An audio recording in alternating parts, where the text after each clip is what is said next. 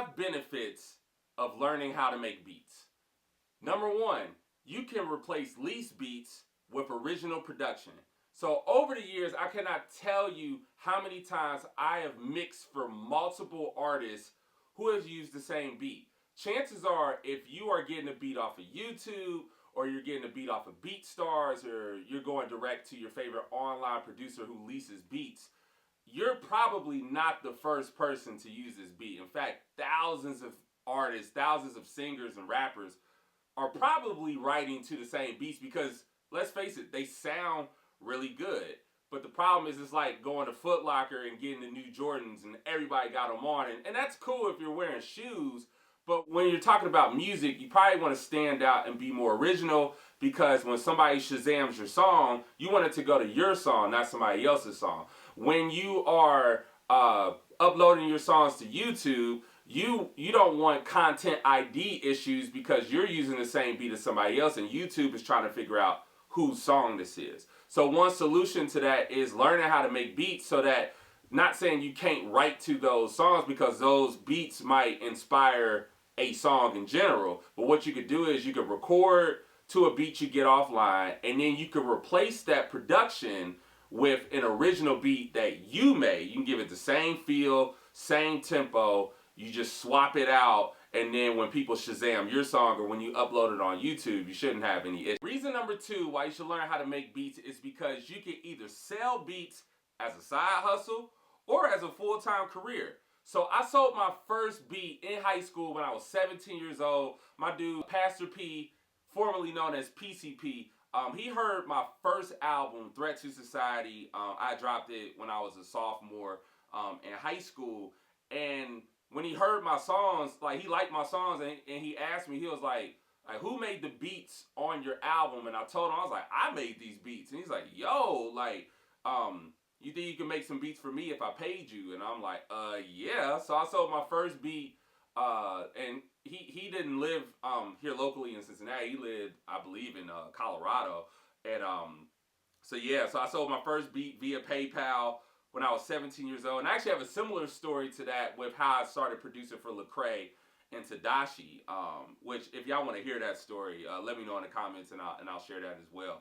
But I sold my first beat when I was 17 years old. I'm 40 years old now. And some 23 years later, I've sold over 2,000 beats, and I've made over 6 figures selling beats. So please, please do not believe this weird idea that's out there that there is no money in making music or selling beats. That's a lie. Reason number 3 why you should learn how to make beats is because you can teach other people how to make beats. So I've spent the past 9 years teaching other people of all ages, from young to, in their 50s and 60s, how to make beats. And there's a demand for that. There are a lot of people who want to learn how to produce music. And it's getting to the point now, like, I've been teaching in high schools for the past 3 years.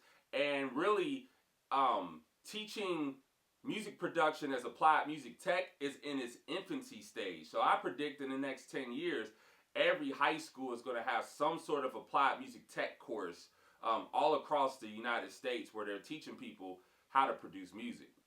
Reason number 4 why you should learn how to make beats is because if you know the process, it's easier to work with other producers. So if I'm working with somebody who has an understanding of how to make beats, if I'm making them a beat, if they hired me to make them a beat and they understand the process, it's easier to communicate. For me, it's easier to understand what they're trying to ask me to do. And from their perspective, from whoever I'm working with, if they know what sounds they want, or they know what tempo they want, they know what kind of feel or what kind of tricks they want it to be. They want tape effects, or they want filters, or they want hi-hat rolls. If they're able to communicate those things, they know what instrumentation, what they want melodically in their beats.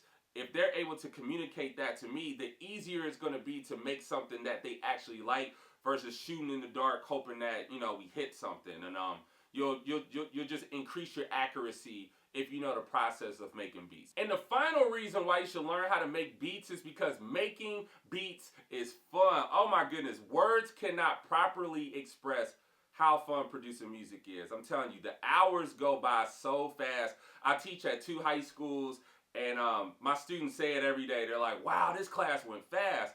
It's because it's really fun, and you can really get lost in what you're doing in a good way. And so it's a good way to spend your time. It's good therapy. It's good for the soul. I mean, music makes me happy. It gives me joy. Taking a sample and reimagining it, it's one of the funnest things you could do. Or composing something from scratch. I'm telling you, like, I have a lot of fun making music. So those are your 5 reasons why you should learn how to make beats. I'm gonna drop a part 2, but until then, you should sign up for my online or in-person music production classes starting in March at soundarttechnologylab.com. It is a music technology production classroom that I am opening inside of Wordplay Cincy in Northside.